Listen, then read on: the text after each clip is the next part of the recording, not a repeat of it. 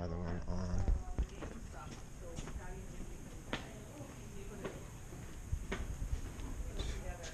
221.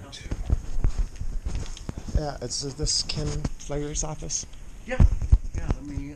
Are you fancy? Yes. Awesome. All right, give me one moment, please.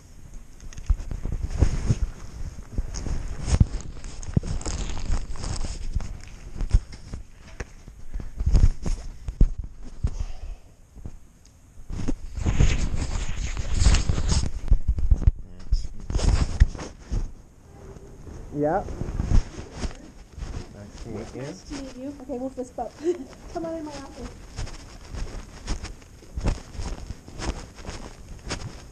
Have a seat. I really glad to hear that you would like to come back today. Have you been in contact with your instructors at all yet? Mm-mm. Okay, so you haven't contacted them about your spring quarter classes? No. Okay, so you are still registered for your spring quarter classes. So what I would encourage you to do is reach out to your instructors because they're coming up on the end of the quarter where they have to do grades. Right. And I want to make sure that you don't fall behind and that you're able to complete the program in a timely manner. So the first thing that I'd ask you to do is reach out to your instructors as soon as possible so that you can make sure that you can keep and stay on track. Because I think are you in your second or third quarter? Yep, second. Second quarter, and is this a 4-quarter program that you're in? Sixth quarter. Okay. So I want you to be able to try and stay on track, and if you work with them, they may be able to figure out whether they can do some incomplete grades for you, so that when you're going into summer quarter, you can finish up your spring quarter class. Right. I hear what you're saying, and I thought about that. Where I'm at is I need to just take my second quarter classes again. Okay. I don't, it would be too much for me to take my third quarter classes and try to catch up on the other ones. And I see other students there that are doing that because work comes up and stuff like that. Right. And you know what I mean? None of us feel safe about they're going to make it through. Okay. But, so, what I would like to do is just retake. I just would like to start from scratch. That way when this summer quarter starts, instead of rushing, I know, you know what I mean, I've already done the first couple of weeks of those classes. And I mean, I'm on the dean's list. My grade point average from first quarter is 3.93. And, which I'm excited about, but then, and that's what I wrote them before. I said, this is a lot more serious because I'm on SSI and I use my student loans to pay my rent, and I have a house down the street from the campus so that I can go to school here for 2 years. So, you know what I mean? It's like when something like this happens and all of a sudden, you know what I mean, I have to go work. I don't know where my finances are coming from. So,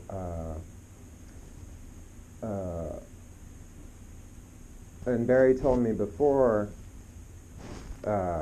always make sure that I check with him before the quarter ends to make sure that my grades are where I want them to be, because once they get submitted, and so is the quarter still going? It is for another couple days, right, but you've missed quite a bit by this time, so you'll want to touch base with him, I think. Yeah, and then what are your thoughts? Oh, so you like that idea? Well, because how long have you been out now? Has it been about 6 weeks? Yeah, I was only about maybe a third of the way into it, so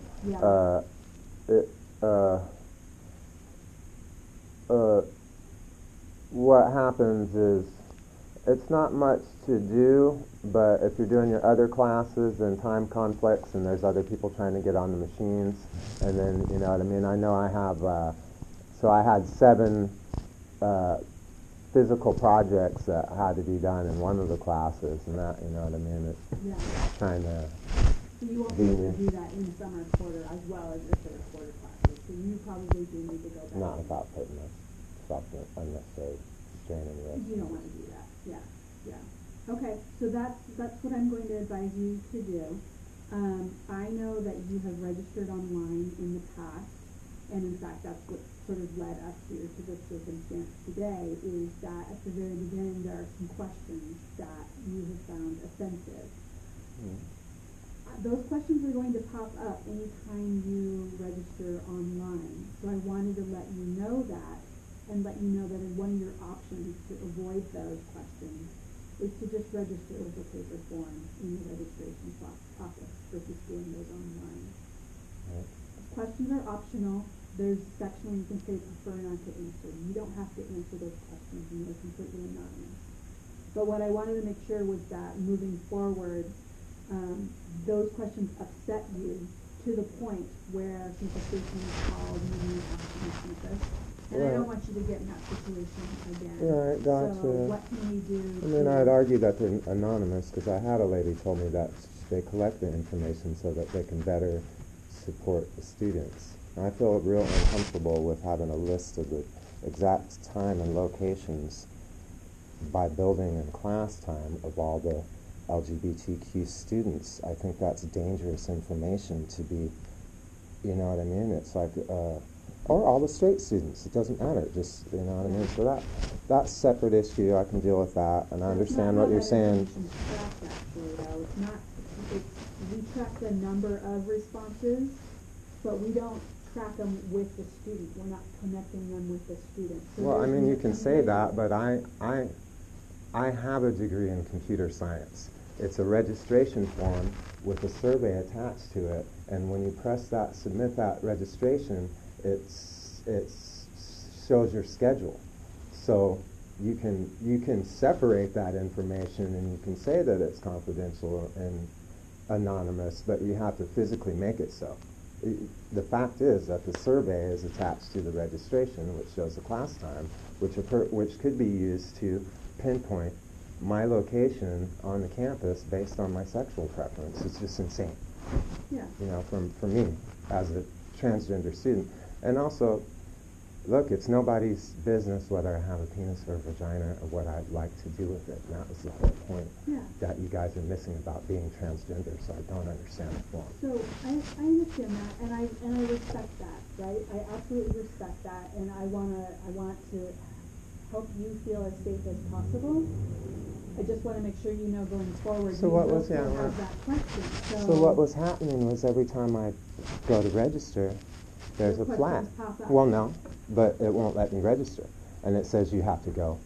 So, like, to me, the only reason I should need to show up in person is so that you can get a look at it. So I come in here, I go to the registration desk, and I say, there's a flag on my account, and they go, oh, well, that's at the cashier. Like I haven't paid, when everyone knows I've paid. So I go to the cashier, and I say, there's a flag on my account. She takes it off, but never tells me why it was there. And I go, is this going to happen every quarter? She goes, I hope not. Next quarter comes, same thing. But so then I go in, right, and now I've had to make a physical appearance in the office, and then I go and the flag's gone, and then the survey pops up. So then it's like, you know what I mean? My anonymity is completely blown, because then I could have just, maybe I don't want to go in the registration office because maybe I don't want to go in there. So I fill the form out, but I have to go in there in my dress, and then I get back and all of a sudden the form's there, and then I have to deal with the form. So, you know what I mean? It's just like a 1-2 punch, you know? I don't, you know, so I didn't know. It's like every time I go to register, there's a flag on my registration. I go in there, no one tells me why it's there. There's no reason it should be there. And then I make a physical appearance, and then all of a sudden everybody wants to know what my sexual preference is. You know what I mean? That's how the things pan out in the report. Most of those flags have to do with a lag in the funding. So do you have an external funding source that's paying for your college? Well, I have student loans. Student loans. So sometimes there's a lag in the time between those loans get applied to your account. So that might be why there's a flag. But that's not what happens, because look, your grants pay for my tuition. Right. And then my Pell Grant gets kicked back to me, and then I get my student loan from, and all that's long since passed by the time You're coming back. by the time I go to register. Yeah. You know, There so might it's just be a just difference no one. between financial There and is. cashiering. There is. So, yeah. And that's okay. Okay, but so then, so let's write Barry and Denny and tell them that I would like to start my second quarter schedule again Yeah. for summer. Yep. And then, tell them to maybe let you know that they're on board with that? And then they you don't can even get need the to flag do up? that. What I can do right now is I'll walk over to registration and have them remove your block, Okay. and you can register for the classes that you need to sign up for. I would just maybe give them a heads up, and I Okay. can email them and let them know too that you've met and that's what you're saying. Okay, thank you. Okay? Thank And you. if ever have You're a good questions, listener.